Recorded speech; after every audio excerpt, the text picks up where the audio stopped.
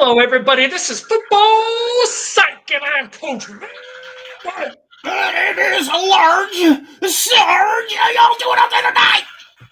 All right, everybody. Well, this is Football Psych, and we are so happy to have you guys join us. We look forward to having a really great show tonight. For those who will be joining us later to watch it, hey, the more the merrier. We look forward to having you on board. I see Jeff already on. Hey, good evening to you, brother. Hope you enjoyed the game in Madrid because we will be talking about that tonight. Boy, we have a lot in store for you guys. So I see Jim on. How you doing, brother? Glad to see you guys on. So and we're going to get right on into it here. So we just had a game. It was the first ever NFL broadcast in Madrid, Spain. Now, my wife pulled a fast one on me because my wife would travel the world in a nanosecond if I coordinate with her in advance.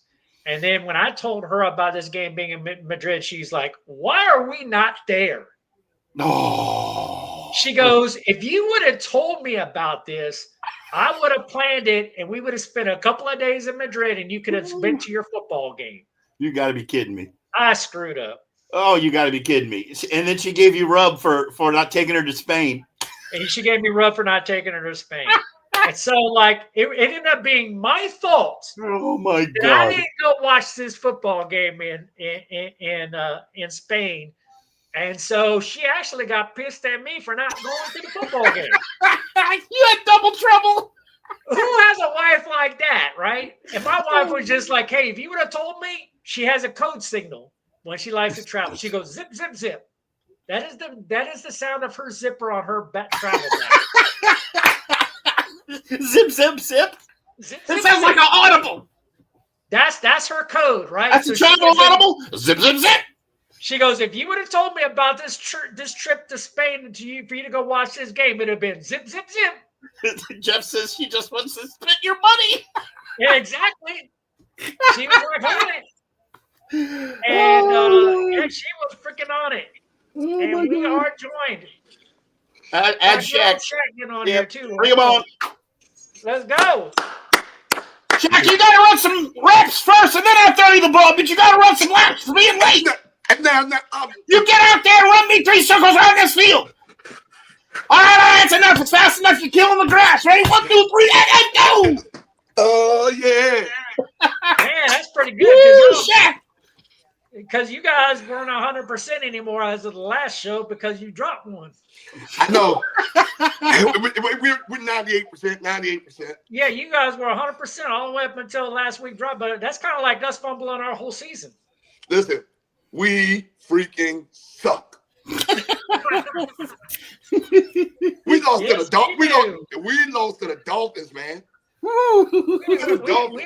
We are in the toilet bowl of football teams. That's right. The NFL. We are in the toilet bowl.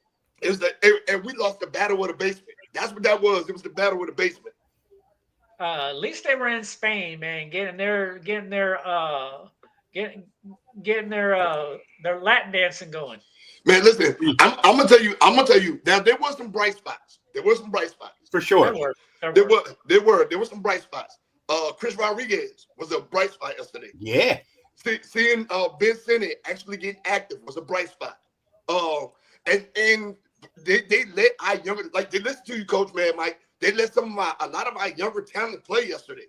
Yeah, we mentioned that on the show last week that when we called the season over, I know you couldn't join us last week, but that was one of the comments I made that if I was the guy that was running the team, this would be the opportunity. I would starting some younger talent and getting them more reps so I see what I have.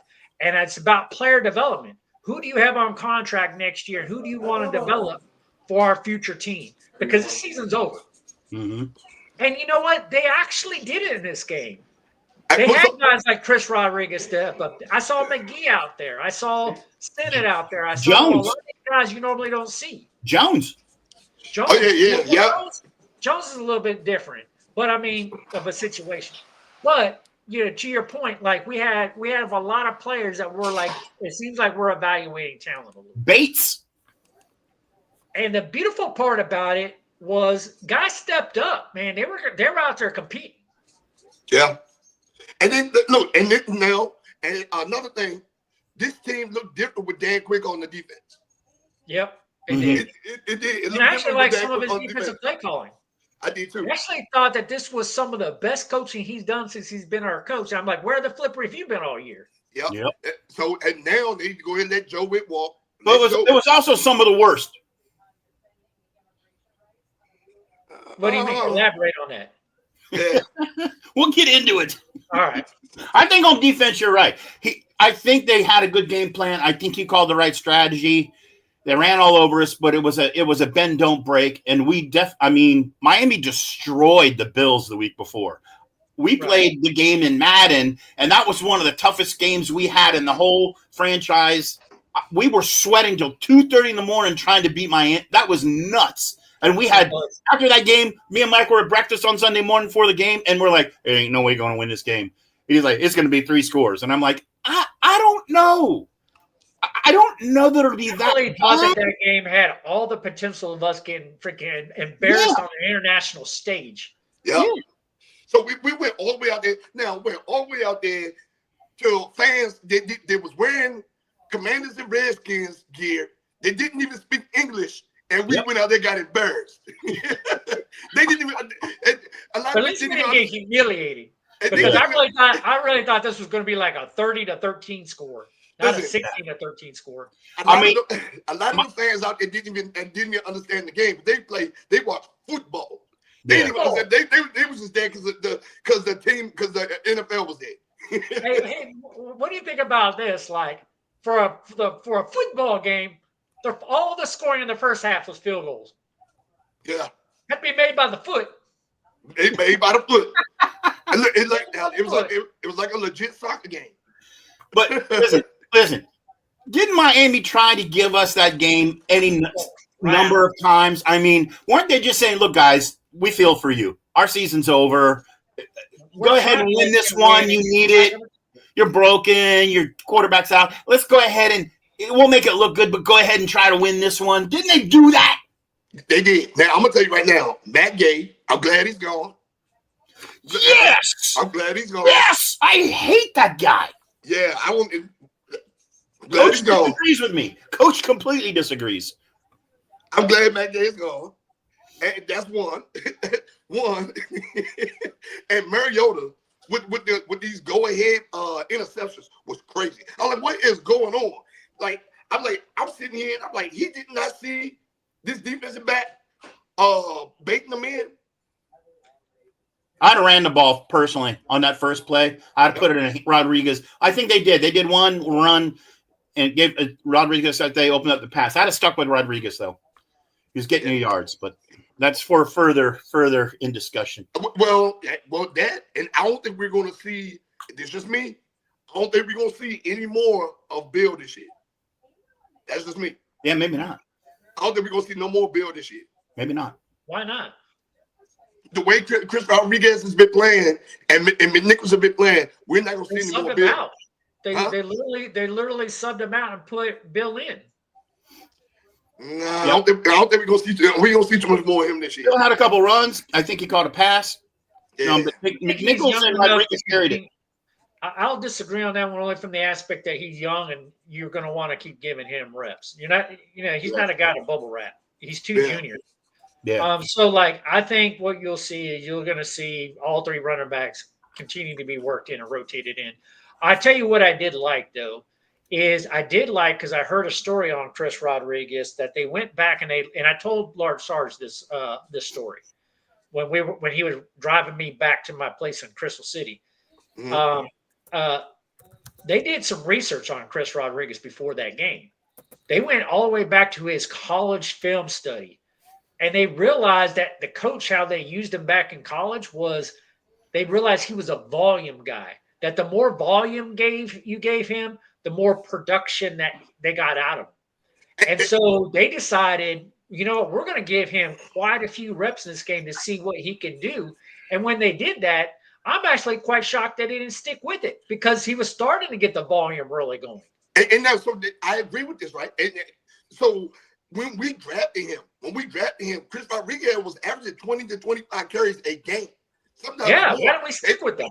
He had literally when he was at Kentucky, I think he had one game where he had like 38 carries. Insane. It was some volume guy. It was some ungodly number of carries. Like, it was crazy. So he was noted back then by saying, the more carries you get, the more I figure out what's going on and the more yards I can get. Yeah. So like, he learns the defenses as he plays. Yeah. And him again, I understand running back by committee. I get it. I mean, I understand that, right? But when you have Chris Rodriguez back there, 20 to 25 carries, you have a fresh, young Bill back there, 15 to 20 carries. Right now, there's no balance in this offense. We know that our pass game it sucks right now. Mm-hmm. We won't have any weapons, 0 weapons. Receivers ain't creating no separation. Zach Ertz is old. Ben Simmons is just now starting to get into his form, right? So I am telling you right now, after this bye, if we want to beat the Denver Broncos, Chris Rodriguez is going to need 20 to 25 carries. Mm-hmm. Well, I'm going to say, like, I don't think we're in the winning mentality anymore. You don't think so? First of all, I think we were for this game, but I think this game might have just broke the camel's back. I would agree with that because I would say our season was over 2 weeks ago when I called it, but I don't think that the Commanders actually called it until after this game. Yeah.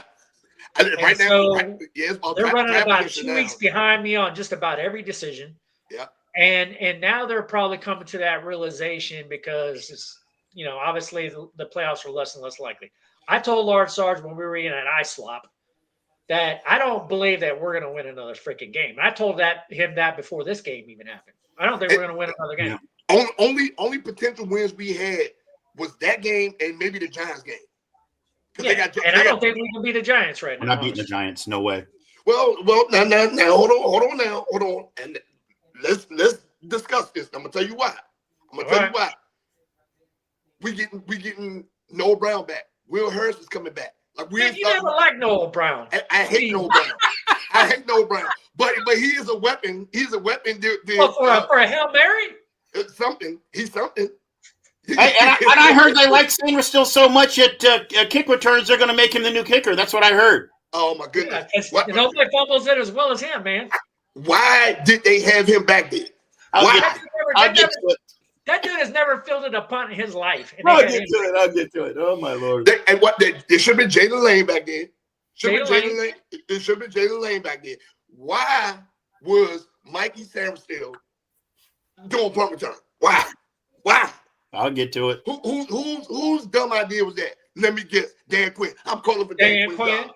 I'm calling for Dan Quinn's job. I told you I didn't like to hire him. Actually, we're going to interview Dan Quinn on this show, so we got a special surprise for you. Yeah, we got to interview with him. Hey, because Dan Quinn's coming on the show here in a little bit, so we're going to learn enough about Dan Quinn here in a little bit. All right, guys. Well, the news that everybody's been waiting for is the release of Matt Gay as our kicker. Oh my goodness, man! And how excited are we over this one? Fired up, huh? Shaq, what you don't know is we went out to IHOP to have breakfast and talk football before the game because I had to go to work. And Coach Mad Mike stunk up my couch watching the game, and I said we got into a kicker discussion. I'm like, Matt Gay's got to go, and he's like, you are stupid. Matt Gay's really good, and I'm like, no. No kicker is good unless you're 90% at 50 yards at least. That's the new game, 50 yards. And Matt Gay is just not at 50 plus. He's right under that, but we had a good kicker, but he couldn't get his personal life in order. We had McManus. McManus would have been perfect for us. Yeah, he's probably been the best kicker we've had in a very, very long time. But he had a lot of problems, right? He had a lot of problems with him. But guess what? If he wanted to touch a little box here and there, you know what I'm saying? As long as he ain't doing that on the football field. See, that's where there's like position disparity, because if he was your prima donna wide receiver like an Antonio Brown, we would have put up with him. Yeah, we ain't gonna put up with a kicker doing that. No. So gentlemen, now this is done, and we're heading to bye. We got 2 weeks to figure this out. Who's out there that we can get? Nobody. No, listen, we need to work season to cut them then. We already signed a kicker. I'll get to that on the next slide. All right. Signed a kicker. But I'm talking about just like players to improve this team. There's nobody out there. Like we're past the trade deadline. Everybody's been pretty much picked up off the streets. You are really looking at practice squad players at this point. Yep. That firing was the coach looking for a scapegoat. Hey, we need to bring Janikowski out of retirement. No, I'll tell you exactly who we're bringing because it's on the next slide. And it's already been signed. It just hasn't been really reported. I got some updated pre news off of my insider blog. All right. It is going to be Jake Moody. We signed him off of the Bears practice squad. Kicker Jake Moody. I don't know. He's 25 years old. He's a kicker that played for Michigan, and he was stashed away on the Bears practice squad, and we have signed him off of that. And so he is our new kicker. We got any history on him in Michigan? He played pretty well in Michigan, but you can Google him and start looking up and figuring out everything you want for him. But he is our new kicker, Jake. 25-year-old, all right. And he's 25 years old, so it improved our overall youth of our team. There you go. By a smidgen. Oh, that's a 25 years old. That is super young. That's a baby. That's a young guy, but Jack Moody is our guy. I think Warner could be his father. Jake Moody, not Jack. Jake Moody. Okay. I'm looking up instead. Okay. Won the Lou Groza Award and named consensus All-American. All right. Yeah. Committed to University of Michigan without a scholarship. Jack is saying he can kick close to 60 yards. Yep. Became Michigan career field goal leader with 65.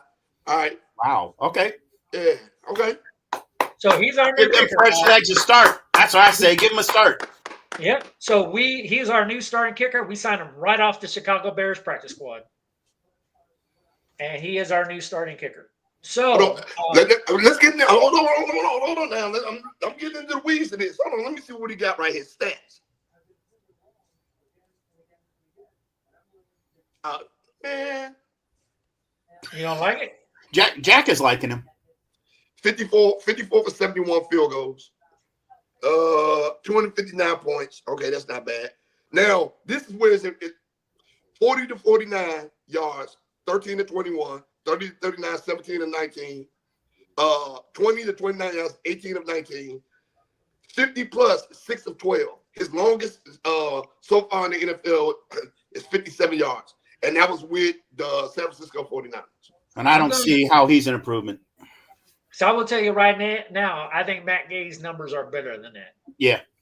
So we've signed him, but he might be on a short leash. Yeah. Oh, yeah, of course, yeah. So I don't think they're going to make a move for the end of the season. We're in the back half of the season now. We're in the back half of the season. This was about bringing, Matt Gay's a little bit older. What is he, like 31? This is about bringing in a young kicker to have him kick the rest of the way out. And if he does well, we'll keep him. If he doesn't, he's gone. Yeah. So Jake Moody has had injury issues as well. Okay. Oh. Well, I'm not saying this is an improvement over Matt Gay then. It's not an improvement. You're not going to get an improvement over Matt Gay at this time of the year. Because anybody who's an improvement over him is already signed to a team. That was your point of Matt Gay statistically is not bad. That's what was my conversation with Lard Sarge. The problem with Matt Gay is that when he goes wrong, he misses one, he starts stacking up misses. And so they're usually within one game. And so everybody thinks he sucks every week. He'll go great for like 4 or 5 weeks, and then he'll have a bad game where he can't freaking hit a field goal. And that's where we get pissed off. And so it's been a combination of bad games that he has, but he's had other games where he's been perfect on the day. So he's been battling high ankle sprains for the last couple seasons, and the 49ers released him, and the Bears picked him up, but he's been struggling with high ankle sprains. Well, great. He's our new kicker. And so one of the articles I came across on X was the Commanders. This is now our 8th kicker under the Dan Quinn, Adam Peters era. Our 8th kicker in 2 years. We are averaging 4 kickers per year. So we have Austin Siebert. We got Jake. We got the whole list right here. I got the whole list posted on here. You see, I have the whole list right here. Should bring Siebert back. That's what I would have done. But he retired. Yeah, call him. Yeah, you said you need potato chips and drink a beer. You want to get a Commander's uniform on?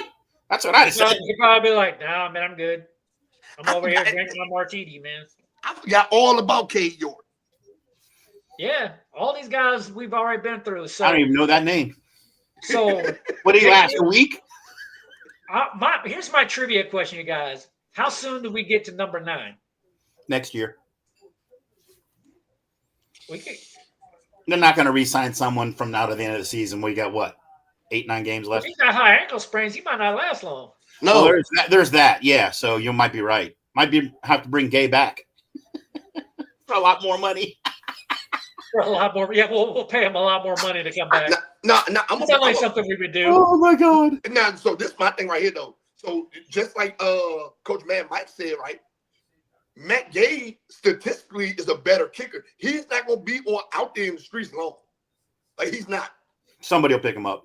As soon as somebody else's kicker has a bad day, Matt Gay will get signed. Matt Gay will get signed. Yeah. He is one other team's kicker having a bad game. Yep. And then what will happen is we might then cut Moody and sign whoever else gets cut from that other team. Yeah. Yeah. Jack wanted to know how many Michigan players we had on the team. He says he thinks it's at least 3 now. Sam Steele, Jake Moody, and I think those are the only 2. Hold on. Somebody look it up. Somebody look up the roster. But yeah, we got a couple Michigan guys, I think. Hold on, let me see. That's a good question. Jack, you be bringing the smoke every week. Man, yeah, got me in here doing research. He got me here doing research. Hold on. He's challenging us, man. He's like, hold on, I thought y'all knew about football. Oh man, shout out to Shay too for being on. Appreciate you out there. Hey. All right, let's see what we got here. This roster. Let's look at this roster. Look at the roster, man. Yeah, he says the Bucks cut Matt Gay for the same reason. Hey. There you go. I mean, so he's got history. Let's see. I'm looking now. Roster.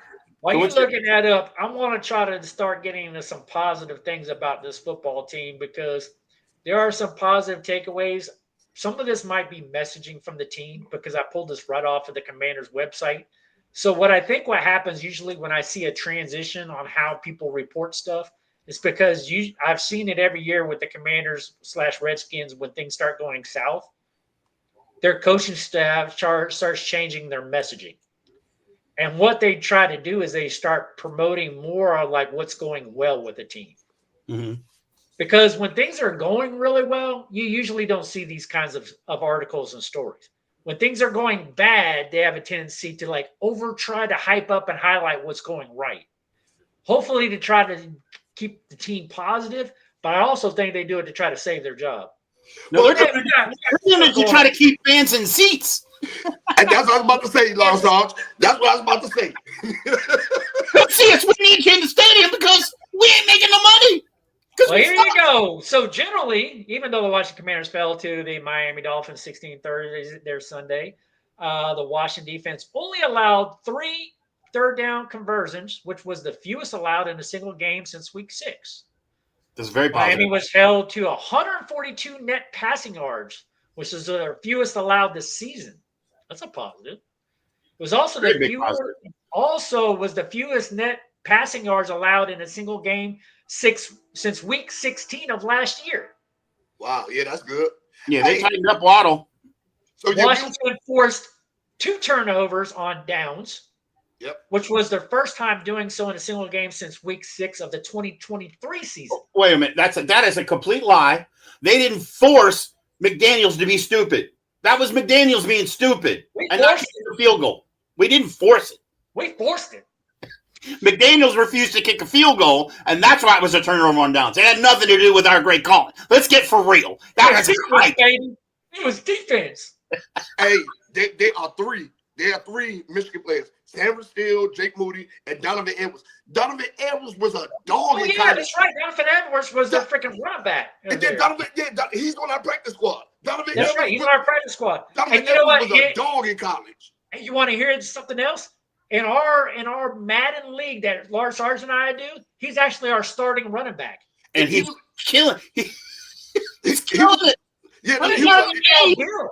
He beats out Bill, doesn't he, Lord Sarge? There ain't no compare. Well, On our team, on our fantasy, he has an insane break tackle. He doesn't have quite the cutting ability, but he's amazing north and south. Right. He doesn't have to break away. I started Edwards because I'm like, who's this kid? He's got cool hair, and the kid can punch through the line. And what are we in Madden for the season? 7-4. 7-4, I think. 7-4, and and he was rushing over. I think I have 4 games at 120 to 30 yards. That's in half. That's in half. I sit him after I remember watching him beat guys. Some of his best games in college was against Ohio State. Against the big teams, he showed up and showed out. Why is Donovan Edwards not getting no run? That's a question we have to ask Dan Quinn. Why he ain't getting no run? And also, fun fact. So y'all know we have one HBCU player on this roster that went to Jackson State University. Who? Robert McDaniel. Robert McDaniel. Yep, number 47, Robert McDaniel with the Jackson State University. Rookie. Wow. Robert McDaniel. Yep. Who's Robert McDaniel? He's a safety. Oh, he was safety. Is he on the practice squad? He's on the practice squad. Okay. Mm-hmm. So anyway, Washington recorded 3+ sacks for the 5th time this season, in their first since week 8. They also recorded 2 sacks in the first half of this game. It was the first game with multiple sacks in the first half of a game since week 5 against the LA Chargers. And Washington scored points in its opening possession of each half for the first time since week 17 of 2024.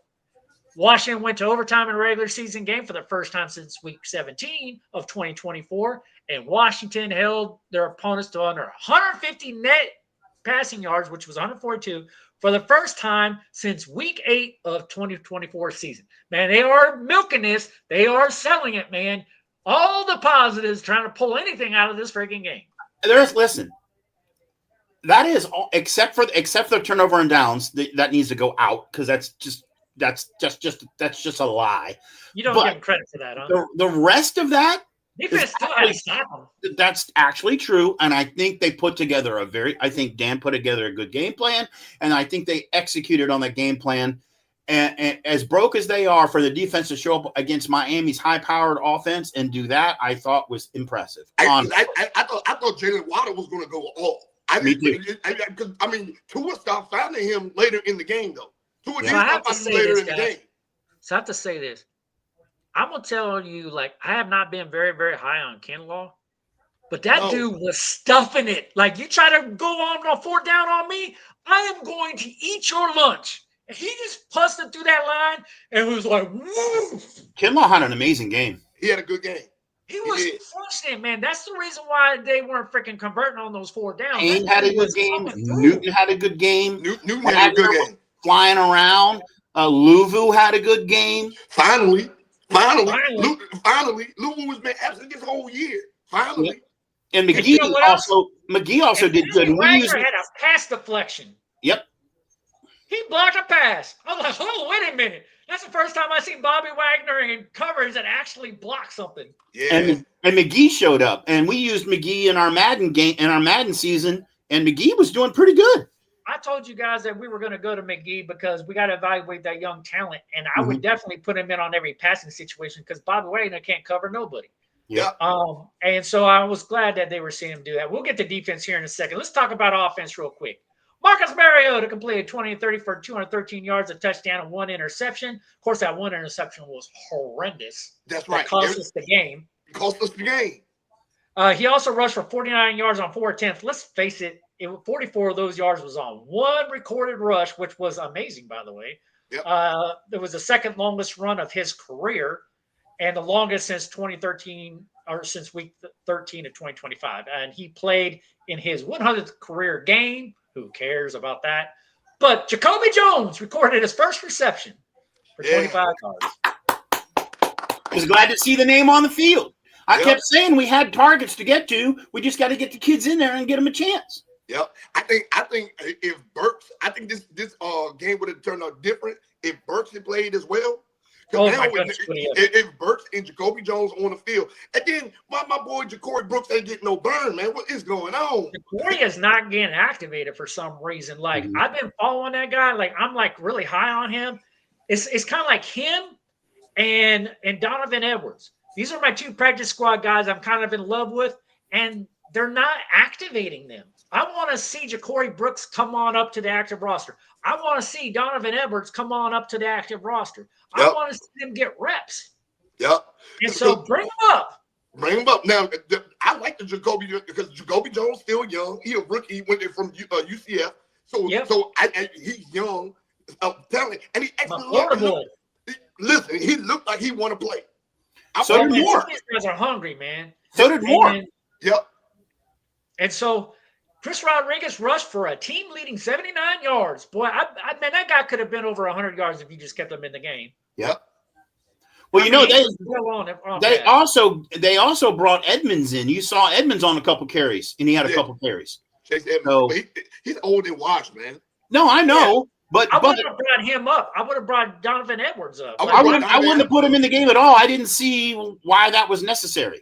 Yeah. I don't know why you don't just flat out cut that dude and bring in somebody else. Bring Edwards up. Bring Donovan Edwards up. Bring Donovan Edwards up. Yeah. Bring Ja'Cory Brooks up. Bring Ja'Cory Brooks up. Bring one of them guys up, right? Instead of going out here on the streets, bringing in all these old Chris Moore and all these guys, you got Treylon Burks. I really like the Treylon Burks pickup because he was a first-round draft pick. I like the Jacoby Jones pickup. He's a young rookie, fresh out of college, hungry, looking to make his mark somewhere. So I definitely like that pickup. Now, us going out to get Chris Moore and all these old wash guys, Robbie Chosen, stuff like that, we don't need that. We don't need that. We need that young fire. That young fire. Jacoby Jones was hungry on Sunday. He just needs the ball in this direction. He was hungry. And see, I love all these young receivers, and I want to see them going down this stretch because I really believe the veteran that you want kind of leading that group is Debo. And Debo had 7 catches for 74 yards and a touchdown. So just let Debo be Debo. Listen, I'll tell you something else about Rodriguez if you watch that game. I'll tell you how excited he was to get the start. He was talking smack. He was not waiting for people to pick him up. He was jumping up after the one saying, yeah, and giving the arms to the sideline saying, yeah. Finally, he's like, every single run. Yep. Like every single time. He did not crack. His motivation was off the chart. That's right. And I think he picked up the line around him because the line's going, well, let's block for this guy. He's excited, you know? Yeah, yep. Like he had his Cam Scatterbo moments. You know, Cam Scatterbo, you know, he loved him some contact. Yeah, Scatterbo, he loved him some contact. Man, I told him, I thought we was going to draft him. Remember I said that during the draft? I thought we was going to draft him. You really did. You thought we were, but we didn't. You know, we went a complete. I'm like, I didn't even understand our draft, to be quite honest with you. But like, you know, as soon as we hit Connerly and we only have 5 picks, and we decided to go with a right tackle, the first pick in the first round instead of defensive end, I'm like, oh, we done screwed up this whole draft. All of the rest of our picks were off from there. Trey Amos was the great pickup. I do believe that, but our draft was a little bit off from that. Connolly was a good pickup too. It's just we missed so many other things, you know. I think the guy that I'm still waiting to materialize is Madrano. I'm just waiting on him to materialize because he's going to be good. He's going to be good. And I think what you're going to do is you're going to see him in the second half of the season here because when you look at the linebackers, you're going to see McGee a lot more. You're going to see Madrano a lot more. Yeah. They're going to get them involved, and you're going to see Luvu and Wagner taking fewer reps. So this is another thing right here, right? So let's get back to the offense for a second, right? Next year, Zach Ertz not going to be on this roster, right? No, he's not going to be. No, he's not going to be on this roster. I'm telling you, he's not. All of these old players. Now, Debo may not be on this roster next year. He might not. He may not be on this roster next year. He's here for a 1-year deal. He may not be on this roster next year. And he's going to look for a payday somewhere. He's going to look for a payday because Debo Samuels is getting older. So he wants that one last good payday. And I don't think Adam Peters has got it in him to pay it out. Yeah. He doesn't, because if anything, we need to learn our lesson over these things. Like, as a franchise, and for the fan base, the fans actually have learned this lesson long before this particular coaching staff has, because this coaching staff and this ownership and this front office, they're all new. Yep. But the fan base, we've lived through multiple iterations of this. We know what it's like to go through periods where we've paid a lot of old players a full freaking ton load of money, because we lived under the Dan Snyder years, where that's all he did was throw away massive retirement paychecks to old people. Yep. And it never panned out. So, like, the fan base knows better. So as soon as we did this with Terry McLaurin, like, this is a learning lesson for this new staff, but it's not for the fan base. It's not. And one of the things Dan Quinn, Adam Peters, and all these guys will learn, and learn it quickly, the fan base will turn on you. And once the fan base turns on you, we're calling for your head. Get out of here. We're ugly about it, too. We're ugly about it. This, man, people going to be showing up. People showing up to the games. I had a bag on my head at the last game I went to. There's this guy I know. His name is Dia Shakur. When he gets in that stadium, he's like, F this, F that. I'm freaking. He's like the worst one of the whole group. Oh, wait a minute. We know that guy. Yeah, that's right. I'm talking about something like getting said. What the hell are you doing? Hey, fire Dan Quinn. He got to go. I'm yelling. I'm sitting right there. The last game, I was sitting right there. And fans, if you're watching, I've seen him actually do it to actual players and to their staff. Yes. And he does it. And he'll sit on the visitor side and just freaking go crap on. Like, there is no bigger crap talker than I know than good old. Listen, crap. The last game, I was actually sitting right there. I sat on the Detroit side. Then I moved around and went to the Commander side. When I sat down on the Commander side, people started leaving. I moved down. I talked smack. Fire Dan Quinn. We need winning in DC. I'm yelling. Nick looking back at me like, man, who is this crazy dude? I'll tell you a couple of people you missed here, Coach. You missed both Sanat and Bates, who had some really good catches and some great blocks in this game. Great block. And you're right. Going down the stretch, if I say going down the stretch, offensively, we got some young running backs that we can go in there. I'd love to see Donovan Edwards come up and get some wide receivers. You know, obviously, I want to see a lot more out of Jalen Lane. Yep. I want to see a lot more. Maybe Jacoby Jones. We can get him in there. I would love for us to activate Ja'Cory Brooks. Yep. From the tight end. It needs to be Ben Sinnott a lot more. We need to see a lot more. Is he going to be the future of this team, or do we need to go? Or is he a draft bust? Mm-hmm. I haven't seen that enough. We need to test it. We need to test that one. I don't think Ben Sinnott is getting sufficient enough reps playing behind Zach Ertz. I mean, he playing behind Zach Ertz. He's not getting sufficient enough reps for us to assess it. But now that we know that we're not going to the playoffs, Ertz needs to put on a coaching hat, and we need Ben Sinnott to take a majority of these reps going forward, because he's our future. Zach Ertz is retiring. Come on, let's be real. Speaking about coaching hats, Jack had a question, and you and me, Coach, had a heated discussion on this, and that's our quarterbacks coach, who only ever played in college. He's not had any. This is his first NFL job. Right. And the question from Jack is, should we keep Mariota? I say yes. Coach says no. But I think we should keep him. And the minimum he should be is our quarterback's coach. He's got way too much experience. I think that would be a great move for us. So here's the real deal about quarterback coaches. Like, the quarterback coaching position, they get paid like less than $200K a year. It's very, very hard to take an NFL quarterback who's used to making millions of dollars and say, hey, how would you like to be our quarterback's coach? And you get paid like $180K. They don't do it, dude. It's very, very hard to get an ex-quarterback, NFL quarterback, to be your quarterback's coach. Now if it was back in the day, they would do it, because they would do it back in the day.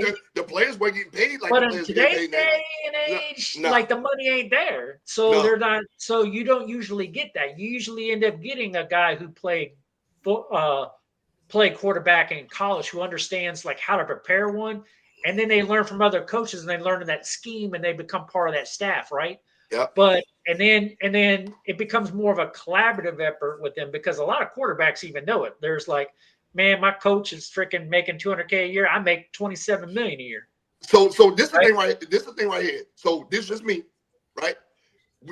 We now next year we're going to have Jaden Daniels with 3 years of NFL experience, right? We have next year Jaden Daniels with 3 years of NFL experience.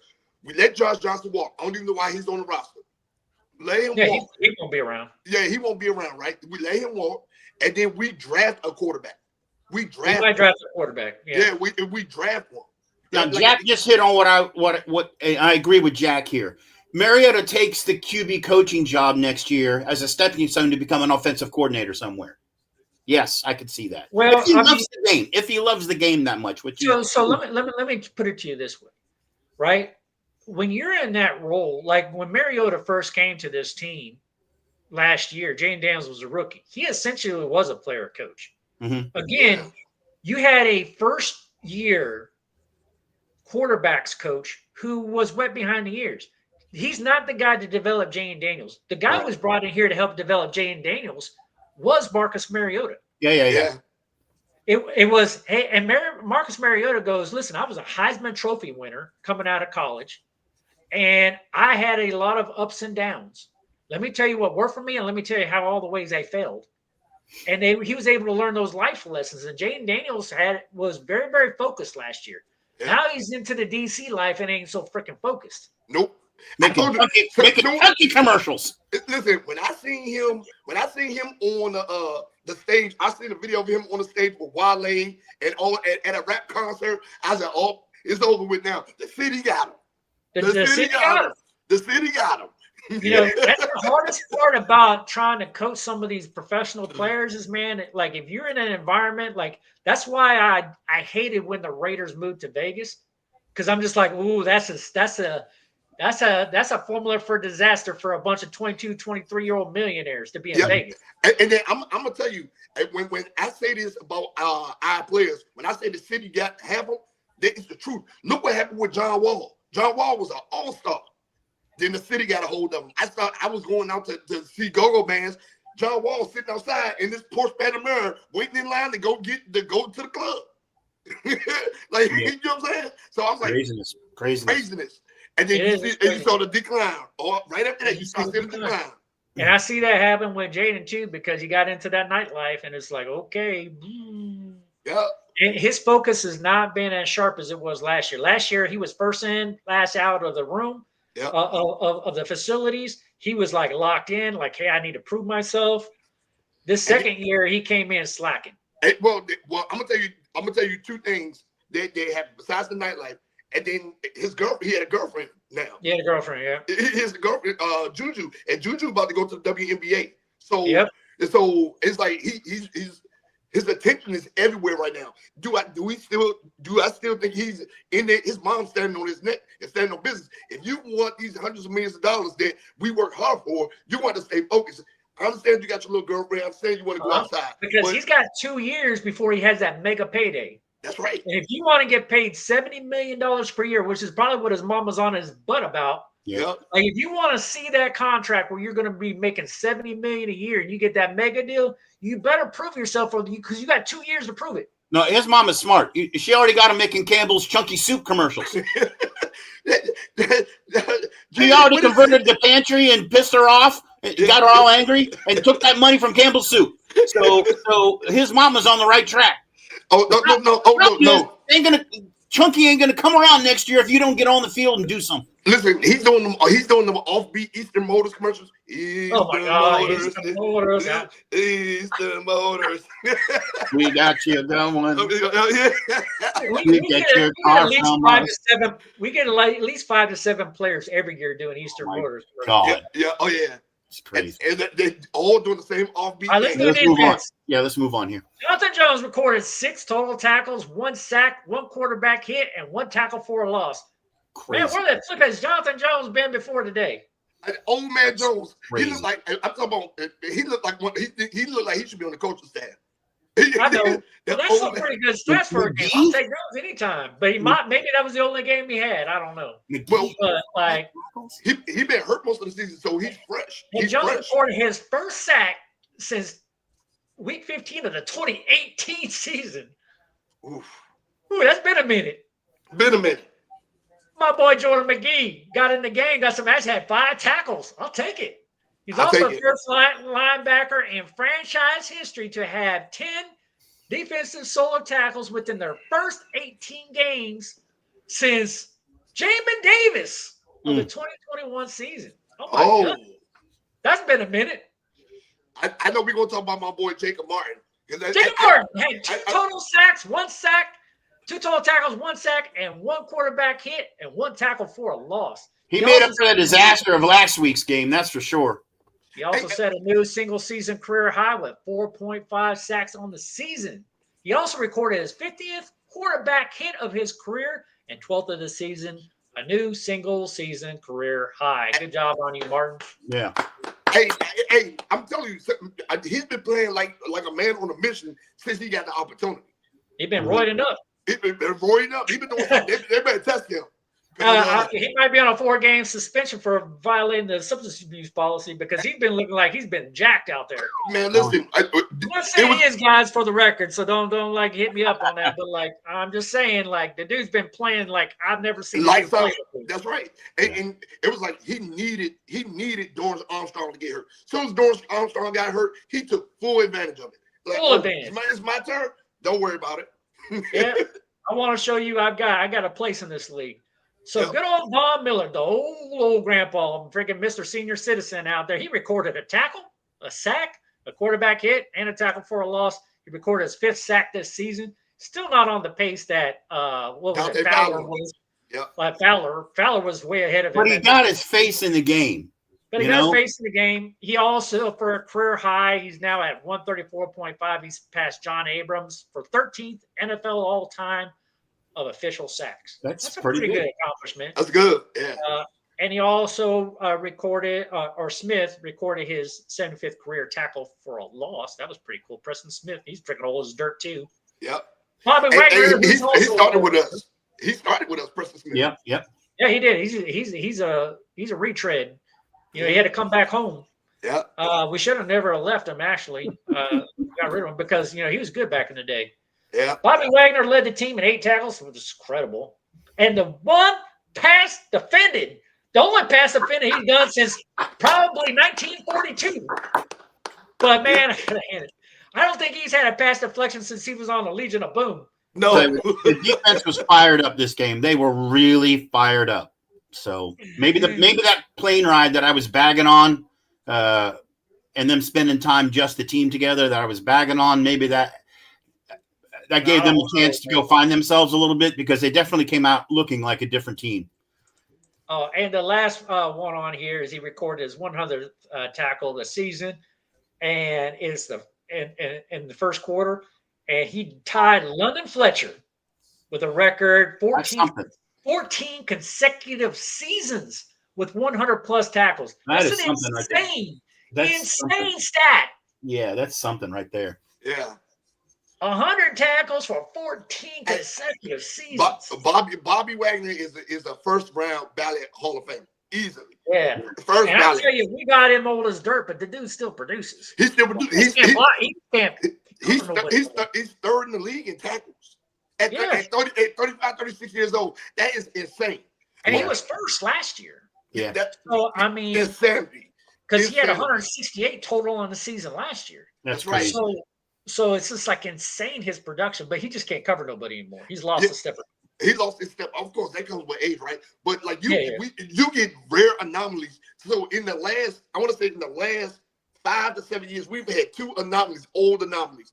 Adrian Peterson, he came here old as dirt and showed out, and Bobby Wagner.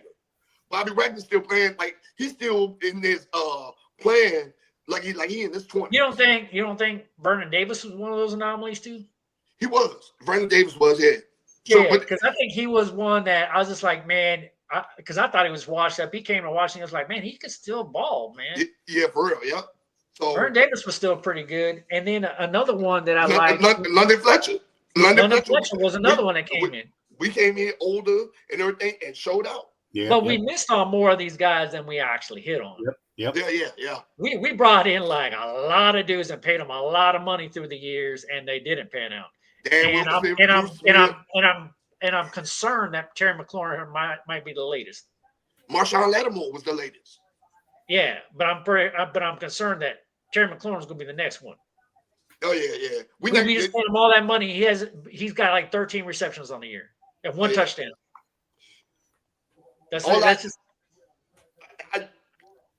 we can discuss Terry McLaurin, but I hope we've seen Marshawn Lattimore last days in a Commander's uniform. We had our opportunity to trade him for the trade deadline. I literally called, like, if he gets an interception, we trade him, and he got the freaking interception in the first quarter. Yep. And I'm like calling Large Sarge. I'm like, trade him now.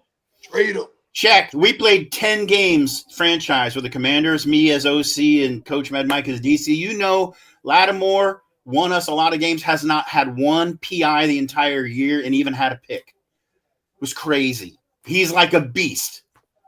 But that's it's really funny that he's clearly just physically not recovered to what he used to be in his heyday. But he came in this season healthy and been getting picked on. I don't think so. Yes, he did. He came in with a doctor's report that said, yeah, you're good to go. I don't think he's healthy. I'm going to give you my theory behind it. I think it's a combination of a little bit of both. Like, I think it's one, like, he came to us injured. He missed a lot of football last year. And then I think what happened is he came back still hurt, and he developed some nasty habits to try to compensate for his injury. And then when he went into the offseason this year, he never broke those bad habits that he started.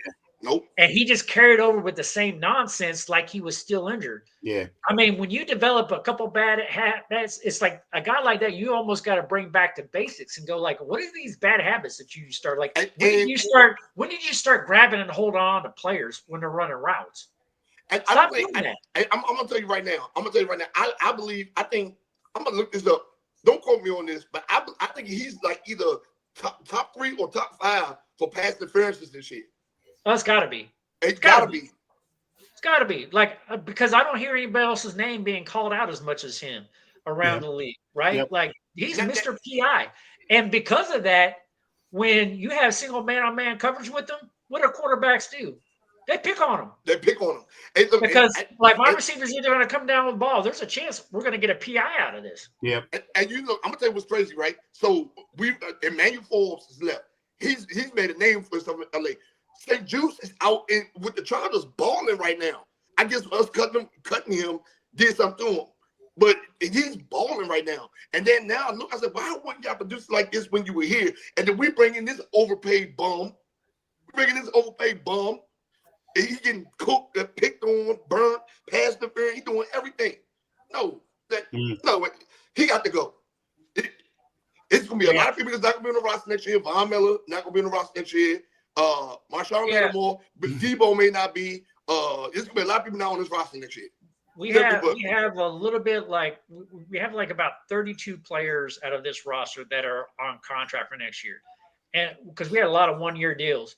And a lot of these guys on these 1-year deals, they're not coming back because they're too old. Yeah. Will Harris is going to be gone. Will Harris did not do enough to stay. Large Sarge and I talked about this. Like, again, Jeremy Shin should have never left. Yeah. No, shouldn't have. And Noah, I believe we re-signed him because he had trade value. I believe we re-signed him. Who? Noah Igbenogany. Oh, Igbenogany. Yeah, but I would trade him though. I don't really like Igbenogany. I don't see enough from him. I think we build around Amos and Sinistro, and we just keep finding other pieces. Yeah. And we go younger, right? I'm glad you brought up Sam Steele because he's been impressive playing on the outside. He has been. He's been impressive. He's been impressive playing on the outside. Yeah. So, hey. And I actually thought Jeremy Reeves was playing all right. Yeah, he did. Yeah. So, like, there's a couple pieces there where you can go like, okay, I can see we can kind of work some of these younger guys in. And then offensively, some of the younger guys that we didn't mention, we have some young guys on the offensive line. Like, I think we continue to try to develop Chris Paul.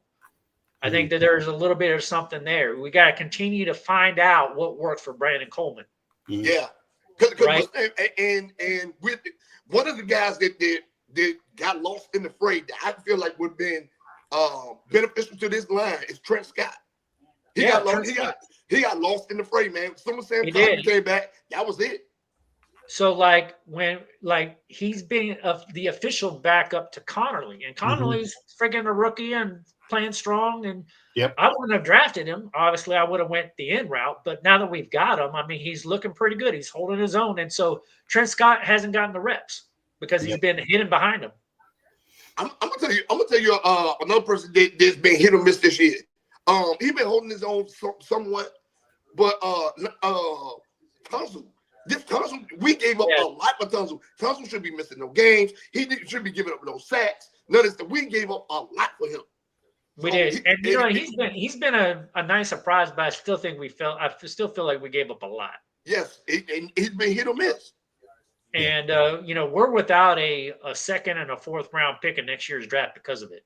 Yep. And that's a lot of capital. Like when you think about a team that really needs to rebuild like us, and we only have a first and a third as early round picks, and we don't pick again until the fifth round, that hurts. So everybody just watching, you're hearing it here first. Dan Quinn ain't gonna make it past Game 5 next year. Whoa. Well, on that note, I'm going to tell you why exactly. I'm going to do a little recap for you. Hold a second. I need to assume the position. Is Dan Quinn coming on? Dan All right, everybody. We got on that very note, I'll tell you why I agree with Shaq. I don't even know if it's going to be that long. You ready for this? We are now welcoming Dan Quinn to the show. Here's an example of several different plays during the game where you'll understand the reason why Dan Quinn ain't going to make it. Ready? It is 4th and 1 on your own 49-yard line in the first quarter. Hey, Cliff, man, what do you got? What do you got for me, man? I need to make this play. I got to make this play. We got to go for this. Pass. Okay, pass. Get it. Woo!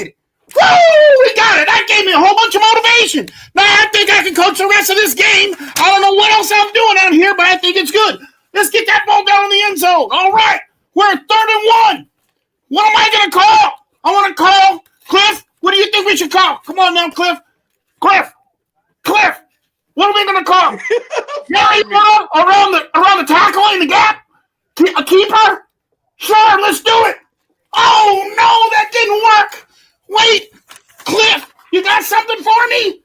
Cliff, I need something. Go for it again. I'll show you what we can do. Let's go for it again. Let's call a pass play. And when we call this pass play, we're going to get the touchdown and take the lead. So, you ready for this? Let's go. Let's get the pass play. Oh, no, we didn't make it. Oh, Lord. How did we miss that play? All right. Dick McNaughton's injured. What are we going to do? Special teams coach. I need somebody out there. Give me some great hands. Give me some really good hands. Wait a minute. What do you think? Sandwich, get out there and get us a ball. I know we can do this. Sandwich still catch that ball. Oh, no. That's why we're going to lose this. You understand? Hey, thank you very much for joining us here today, man. That is what you didn't see right there on the sidelines. It was hidden. It was blacked out like you can't see it here. Fire me, kick me. It was either kick me or fire me. I'm not sure which. Oh, my God. It was too freaking funny. He ain't going to make it past Game 4. Game 4, Game 5 next year. That's it. It's over with. I got a game. My little skit got a game.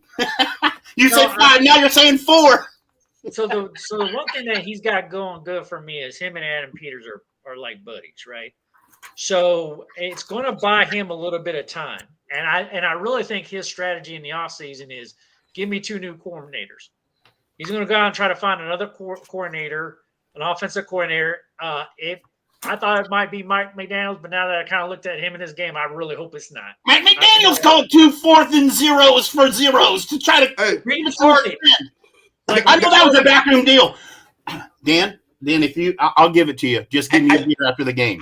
I'll call a run play twice on the 1-yard line and miss it, and then you give me a beer, okay?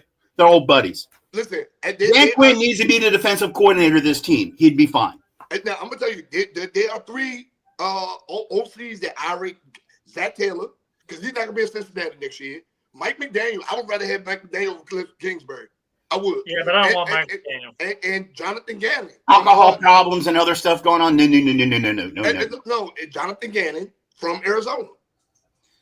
I say bring Brian Dable. No, man. Offensive coordinator. Man, he's special teams dude. No, he's not. He's not. He's got experience from he's seen a lot, and he actually had that Giants team rolling. Finally got some things together. I don't know why they pulled the trigger on that, but he would come in and know how to use our running game. It would be no more this air raid nonsense. He'd be a good addition, but we need a head coach to rein him in. I don't know about the Dayball pick, man. I can't get jiggy with that one. They might need to call up Coach Mad Mike, and I'll freaking run the offense. Yeah. Even though I'm more of a defensive guy, I'll replace Joe Witt. Joe Witt is gone. After this year, Joe Witt is gone. So, like, my number is. Joe Witt is gone. And, like, they won't survive the season, but Joe Witt is gone. Because I think I can rebuild this defense and get them to win. There's some pieces there that you can build. We clearly are proving it in Madden. There's a lot of pieces there. There's and if the guys come out and play fired up like that, this team really came together this week. They were all fired up. You know, there's some young talent that is hungry. So there's some pieces there that you can build. And if you go into a really good offseason and look for some youth talent that you can come in and build a cohesive team, like, hey, listen, we might not have a lot of big names on this team, but we're all hungry and we're going to work together, man, you could freaking probably build a team where you guys will all be names because you can grow up together, right? And there's that talent. There's some talent out there. We need to start at the top. It's coaching. We have talent. This is all coaching. I'm trying to think of, like, what kind of defensive coordinator might be out there. Dan Quinn. He'd be fine. You don't keep you're losing by 4 scores and you keep your starting already in barely back in the game quarterback of the game all the way to 4 minutes to the end of the game. Are you nuts? It's not going to be Dan Quinn. It's not going to be Dan Quinn. You can't coach, you need a coordinator. No, he's a poor decision. No, I'm saying fire him as head coach and make him the defensive coordinator, but he wouldn't do it. You don't do that on the same team. I know. He's a terrible decision maker, man. I know. No, you don't do that on the same team. You don't demote somebody like that. So I mean, you're going to cut a salary. Bring back Belichick. Yeah. Belichick would not be good for this team because it'd be horrible. It would be the end of Adam Peters. Belichick only knows how to do things one way, and that's him to be coach and general. Listen, after these 2 drafts, because Daniels wasn't a fantastic decision. That was the decision, right? Like, duh. Like a 2-year-old could have made that decision. After that, flat. This year's draft, messed up.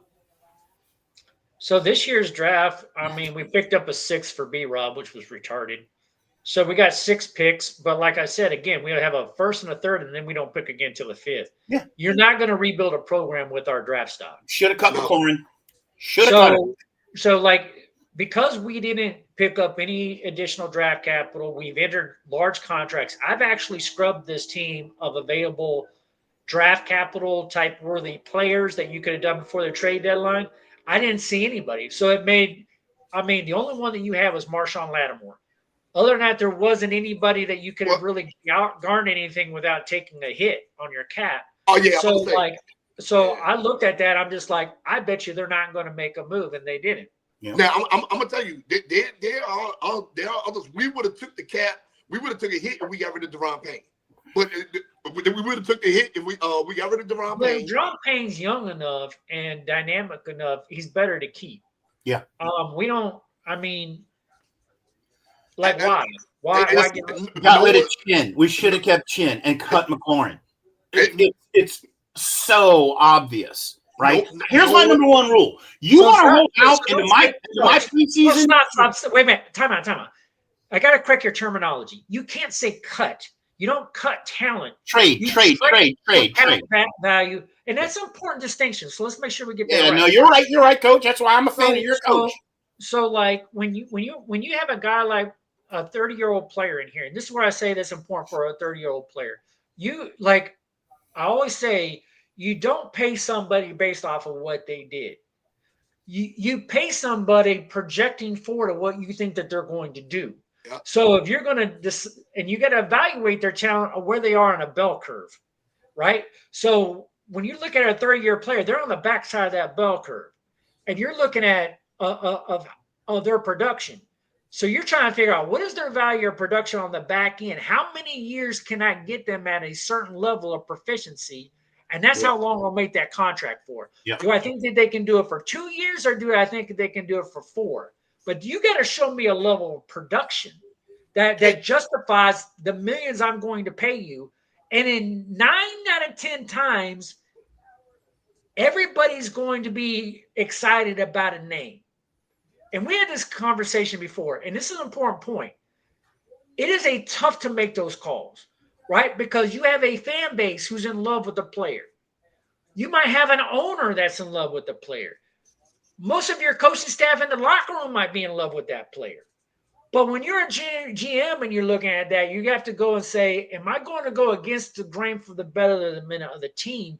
Because I know better than shelling out $33 million on a player that's not going to be worth it. And I might be able to sell his stock high for draft capital because I don't believe necessarily we can get it right now. And I'm thinking for the future. Hey, I'm going to tell you, Jerry Jones had the balls to do it. Jerry Jones had the balls. I was about to say that. You beat me to the point. I would say Jerry Jones made the move. Michael Parsons is a great example. Dallas did a wonderful thing. They did. And there was a market for it. Dallas won that trade. And so did Green Bay. Dallas won that trade. So did Green Bay. He's been playing like a beast. Yeah, I mean, time will tell if Green Bay won the trade, right? Time would tell if we traded Terry McLaurin to say some other team, and they would have been like, oh, look how well he's producing, right? Because sometimes we've had a lot of players go to other teams and do great, right? But you got to see over time whether or not a trade was good or not. But I will tell you statistically, when you're a true analyst, not these pundits who act like they're analysts, but they never freaking analyze anything. Yep. But if you actually really analyze it and you look at 30-plus-year-old players, yes, of course you have those anomalies, but quarterbacks are not like Tom Brady, right? Wide receivers aren't like Jerry Rice, how you can play till you're 42 years old, right? Typically, when players get in that 30 range, they're on the bottom side of the bell curve and their performance is going to do this. Yep. And you're just like, how many more years do they have? And again, do you really want to pay a wide receiver $33 million because of what they did? Terry McLaurin wasn't even a top 15 receiver when we did this. That was my argument to everybody that said we just need to pay him. We just need to pay him. I'm like, he wasn't even a top 15 receiver. Now, hear me out on this. That situation might be different if we already had in the bank, 10 picks, right? But we didn't. We didn't. And the cap space. That's what changed that paradigm. And you're not going to show up to practice and for preseason, for training camp. That's like, as a head coach for me, that's the cutoff. If you're not in my practice camp, there is no deal. You're not going to convince me. You're a poison in my locker room. I'm going to get as much as I can for you and build some youth. So I'm going to tell you, I might do some crazy talk here for a second, but you don't call me Coach Mad Mike for nothing, right? I will tell you, like, if I was a general manager in the league, when you get over 28 years old and you start approaching 30, I'm already thinking exit strategy. Mm-hmm. How do I move on from you where I can get additional draft capital? Because I need to build more players. Greater emphasis on player development, greater emphasis on going after targeted players that are in that 24 to 26-year-old range that I can write them on contracts till they're 30. But when you're 30, I'm selling stock. Yeah. Like, and I know that the fan base might not always like that. And I don't care if you bought a jersey, put that up, and that's up in the archive zone because we're getting younger. I'm gonna tell you another person. They had draft capital before he got hurt. Dorrance Armstrong did because he had two good years. Sure did. Before he got hurt. And then I'm gonna tell you, as a general manager, the way you structure contracts, you can structure contracts in a way where you front load the contract out. So when you're looking at the highest part of his draft trade capital, that's the lowest part of your cap hit. Mm-hmm. And the more flexibility you have to move them for the least amount of pain to your organization. Yeah. Right. So like, people don't talk like this, but I'm just saying, like, And players are motivated like that because they're like, I want as much money as I can get now because I know how long I'm going to play. Yeah. And so you play into that. You say, okay, I will front load it. And then you're already thinking my exit strategy. He's getting ready to approach 30 years old. He's going to be a big name. He's going to come off of some of his best years. Yep. I'm going to be able to sell him high because I know he's coming down on the other side of that bell curve. Yep. And I don't want to live with a player when he's coming down. Yep. I want to be building capital so I can continuously improve my roster that's moving up. And I always want my roster moving up, right? I don't want a roster moving down. This team is, like you said it, Shaq, this team is old as dirt. This team fell apart week 3, guys. This team fell apart starting on week 3. Week 3. No, week 1 when Eckler went down. It really started, I'm telling you, it really started week 3. That's when everything started going to crap. And I actually really thought it was going to be about week 6 to week 8. We talked about this in the offseason. Man, it happened a lot faster than I thought. It's like week 3, this team was already broken. So, like, man. But anyway, guys, that was my crazy take on what if I happened if I was a GM, right? But, like, I'm a different kind of fired Dan Quinn. Yeah, Dan Quinn, I don't know if I would have ever hired him in the first place, to be honest with you. I told you my guy during that year. Who was I looking at that year? You know Lars Sarge. I was looking at Harbaugh out of Michigan. I called it before anybody. Yeah. When I saw Michigan win the national title, and I saw Harbaugh there, I'm just like, he's coming in the NFL somewhere. We need to go get him. He would have been fantastic. And before I knew it, the Chargers beat us to it. And we never even had him on our coaching list. And I said, but you remember that, Lord Sarge. I was just like, because we were talking about. I agreed with you. I would agree it would be a great pickup. We were having some of these shows going on at the time, and we were going through names of coaches that we were potentially looking at. I was just like, well, I'm looking at a guy coming out of college. And you were like, wait, what? And I was the first one to put you on there, Lord Sarge. I was like, I'm looking at Harbaugh. Yeah. I'm going to tell you, one guy that I thought we was going to pick up. One guy I thought we was going to at least look at for a head coach position was Tom Monkey. I remember I brought up Tom Monkey. I thought we was going to bring him in at least for a visit. Yeah, I thought we'd at least bring Harbaugh in for a visit, and we never even brought him in for a visit. No, he was gone before that. I think he knew where he wanted to go. I think that was one of those things that we had to pay so much stupid money, but his heart wasn't really in coming here. And honestly, I ain't never even heard of Joe Witt before we hired him. Yeah. I never even heard of him before. Joe Witt don't look like he got an athletic bone in his body. And then as soon as I heard Cliff Kingsbury, I was just like, didn't he break Kyler Murray? Like, this is gonna be RG3 2.0. Yep. And I was just like, as soon as I heard that, I'm like, that guy's no better than Kyle Shanahan back in the day when we had RG3. Like, he does RPO crap. Like, I don't want that kind of offense. Yep. That's not my kind of offense. And he called it in this game too. He called it. He called a run play at first and goal on the goal line for the quarterback. Absolutely insane to me. Insane. Any other play, right? Get it to a tight end. You have a tight end. You have two. Something, but not that. That's supposed to be Zach Ertz's job. Why do we even have Zach Ertz on the roster other than to take that play? That's his moneymaker. That's his moneymaker play. But anyway, all right, guys. Well, that's what we got for you tonight. It's been a wonderful show. Hey, listen, the season's over, but, man, we still got so much to report. Call a friend, call a buddy, come hang out with us. We got any parting comments from the fan base out there, Lord Sarge? Are we good? No, we're good. We're good. All right. Well, this is Football Psych, baby. We're out of here. Hell. We're losing, but we're going to still say hell.